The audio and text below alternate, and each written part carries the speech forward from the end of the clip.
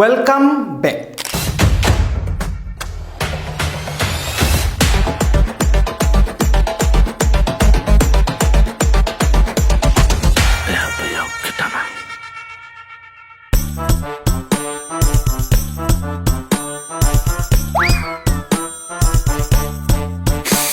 পুনৰ টেলিভিছনৰ সন্মুখত বহিবৰ বাবে আপুনি অপেক্ষা কৰি থাকিব লাগিব এখন বিশেষ ধাৰাবাহিকৰ বাবে আপোনাৰ দুটি প্ৰিয় চৰিত্ৰ ইতিমধ্যে সেই ধাৰাবাহিকখনত প্ৰৱেশ কৰাৰ সিদ্ধান্ত গ্ৰহণ কৰিছে হয় মই ক'বলৈ ওলাইছো জনপ্ৰিয় অসমীয়া ধাৰাবাহিক বেহাৰবাৰী আউটপোষ্টৰ কথা বেহাৰবাৰী আউটপোষ্ট বুলিলেই মনলৈ আহে দুগৰাকী বিশেষ অভিনেতা কেকে আৰু মোহন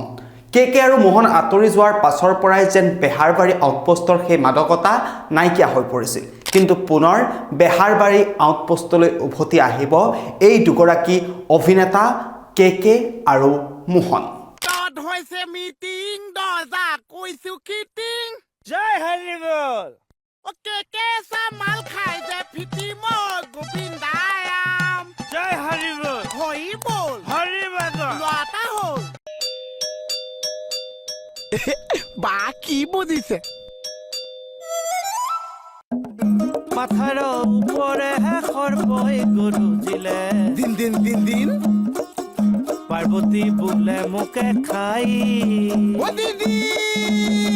মহাদেৱে বোলে নেখাই অ পাৰ্বতী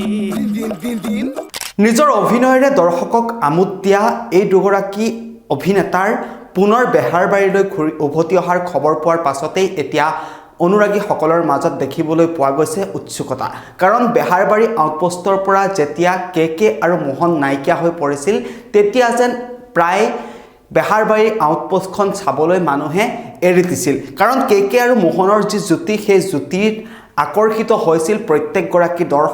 দৰ্শক আৰু কেকে আৰু মোহনে নিজৰ কেৰিয়াৰ আৰম্ভ কৰিছিল বেহাৰবাৰী আউটপোষ্টৰ পৰা আৰু বেহাৰবাৰী আউটপোষ্টত তেওঁলোক দুজনৰ যি অভিনয় সিদ্ধাৰ্থ শৰ্মা আৰু দীপজ্যোতি কেওটৰ যি অভিনয় সেই অভিনয়েৰে প্ৰত্যেকগৰাকী দৰ্শকৰ হৃদয় চুই গৈছিল আৰু পুনৰবাৰ বেহাৰবাৰী আউটপোষ্টলৈ উভতি আহিব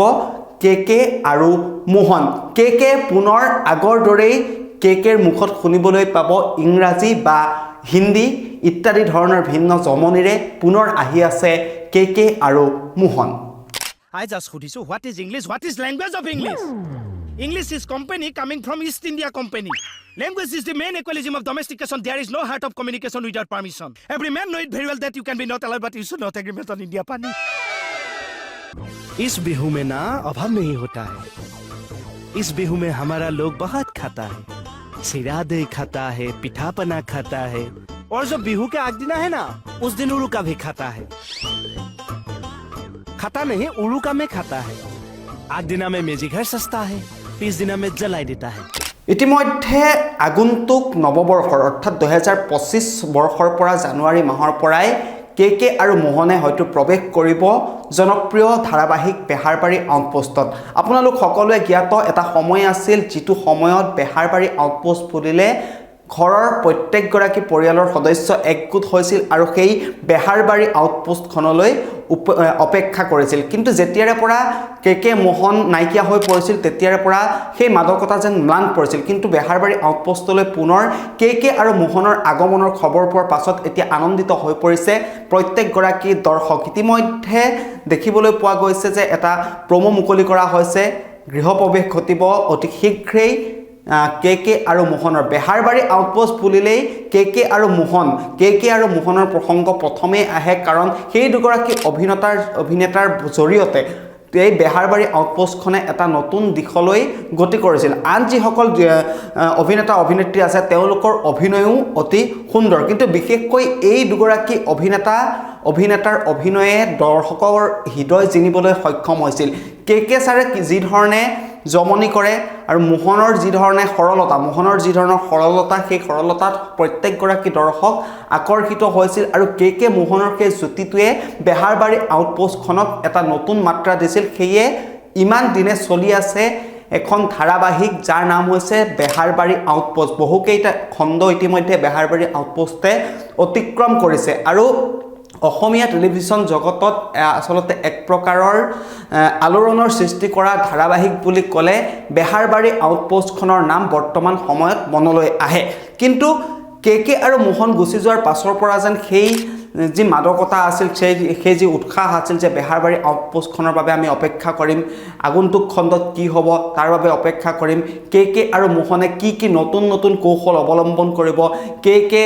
আৰু মোহনে কি নতুন ৰূপ ধাৰণ কৰিব ইত্যাদি ধৰণৰ চৰ্চাবিলাক হৈ আছিল কিন্তু কে আৰু মোহন যেতিয়াৰ পৰা নাইকিয়া হ'ল প্ৰায় এটা বছৰ ধৰি কে আৰু মোহনে বেহাৰবাৰী আউটপোষ্টখনৰ পৰা নাইকিয়া হ'ল তেতিয়াৰ পৰাই বেহাৰবাৰী আউটপোষ্টখন চোৱা প্ৰায় সংখ্যক দৰ্শকেই বাদ দিছিল কিন্তু পুনৰ